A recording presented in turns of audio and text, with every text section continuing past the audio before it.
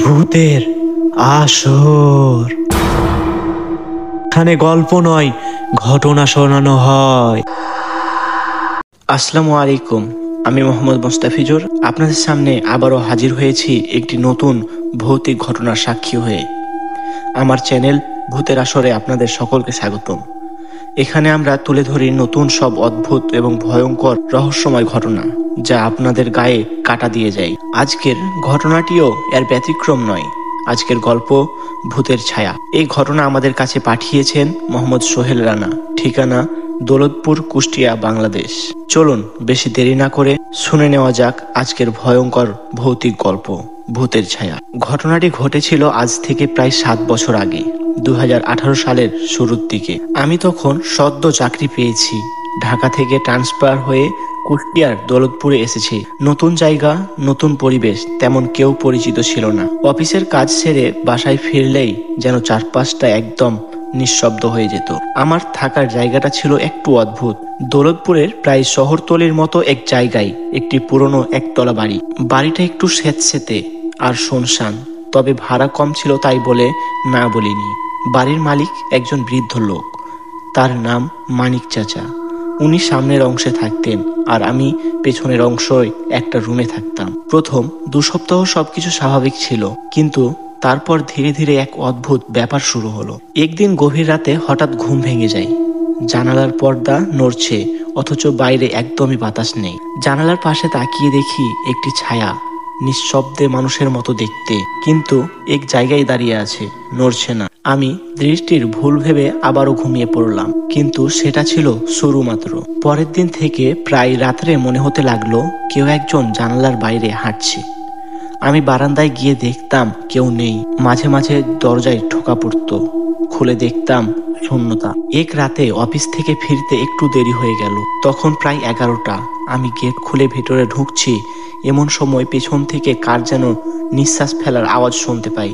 ঘুরে দেখি কেউ নেই। হঠাৎ মনে হয় আমার ছায়া দুটো। আমি একা দাঁড়িয়ে, অথচ মাটিতে যেন 2টি ছায়া দেখতে পাচ্ছি। আমি ঘেমে একাকার হয়ে যাই। চোখ কচলে আবার তাকাই, এবার আরেকটা ছায়া নেই। তখনই বুঝতে পারি এখানে কিছু ঠিকঠাক নয়। পরের দিন সাহস করে মানিক চাচাকে জিজ্ঞেস করলাম, চাচা, এই বাড়িতে কি আগে কেউ মারা গিয়েছিল? চাচা একটু চুপ হয়ে থাকলেন, তারপর বললেন, দেখো বাবা, বাড়িটায় আগে এক দম্পতি ছিল। তারা সুখে বসবাস করছিল, কিন্তু এক রাতে তার স্বামী পাগলের মতো আচরণ করে স্ত্রীকে খুন করে ফেললো। তারপর নিজেও গলায় দড়ি দেয়। আমরা তখন পাশের বাড়িতে ছিলাম। ঘটনা শুনেই ছুটে আসি। পুলিশ এসে লাশ নিয়ে যায়। তখন থেকেই বাড়িটা খালি ছিল। তুমি যে বাড়িটা ভাড়া নিতে রাজি হয়েছ, তাতে আমি অবাক। আমি চুপ হয়ে গেলাম। বুঝতে পারলাম যেটা আমি ভাবছিলাম তা হয়তো সেই মানুষগুলোর অতৃপ্ত আত্মা। এক রাতে হঠাৎ করে ঘরের লাইট অফ হয়ে যায়। আমি মোমবাতি জ্বালিয়ে বসে আছি। হঠাৎ দরজার ফাঁক দিয়ে একজোড়া চোখ আমাকে দেখছে। ঠান্ডা উজ্জ্বল চোখ, যেন দৃষ্টি কেটে ফেলে। দরজা ধীরে ধীরে খুলে গেল।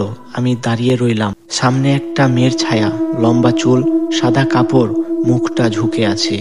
কিছু বলছে না, শুধু সে আঙ্গুল তুলে জানালার দিকে দেখালো। আমি তাকালাম। সেখানে সেই ছেলেটা, যিনি নিজেকে শেষ করেছিলেন। দুজনেই অদ্ভুতভাবে আমার দিকে তাকিয়ে আছে, যেন কিছু বলতে চাই। হঠাৎ সব অন্ধকার হয়ে গেল। আমার আর কিছু মনে নেই। পরের দিন ভোরে মানিক চাচা আমাকে উঠিয়ে দেন। আমি জ্বরগ্রস্ত, কাঁদছি। তিনি একজন হুজুর ডেকে তাবিজ দেন। ঘরে ধোয়া দেওয়া হয়। কিছুদিন ঠিকঠাক ছিল, কিন্তু ছায়াগুলো হারিয়ে যায়নি। রাত হলেই জানালায় ছায়া, দরজার শব্দ কিংবা নিঃশ্বাস ফেলার আওয়াজ। আমি এক সময় সিদ্ধান্ত নিই এ বাড়ি ছেড়ে চলে যেতে হবে। শেষ রাতে জিনিসপত্র গুছিয়ে নিচ্ছি। হঠাৎ দেখি আয়নায় আমি একা নই, আমার পেছনে কেউ দাঁড়িয়ে আছে। লম্বা চুল, মুখ দেখা যাচ্ছে না। আমি পেছনে তাকালাম, কেউ নেই। আবারও আয়নায় তাকালাম। সে এবার কাঁদতে শুরু করলো। আমি চুপ হয়ে গেলাম। হঠাৎ এক ভয়ঙ্কর চিৎকারে পুরো ঘর কেঁপে উঠল। লাইট ফ্লাশ করতে লাগলো। দরজা জানালা বন্ধ হয়ে গেল। আমি চিৎকার করতে করতে জ্ঞান হারিয়ে ফেলি।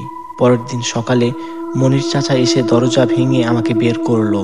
আমি এক মুহূর্ত থাকিনি। এখন আমি কুষ্টিয়ার অন্য জায়গায় থাকি। নতুন বাসায় তেমন কিছু হয়নি, তবে মাঝে মধ্যে মনে হয় কেউ আমাকে এখনো অনুসরণ করে। ছায়াগুলো বোধহয় সব সময় থেকে যায়।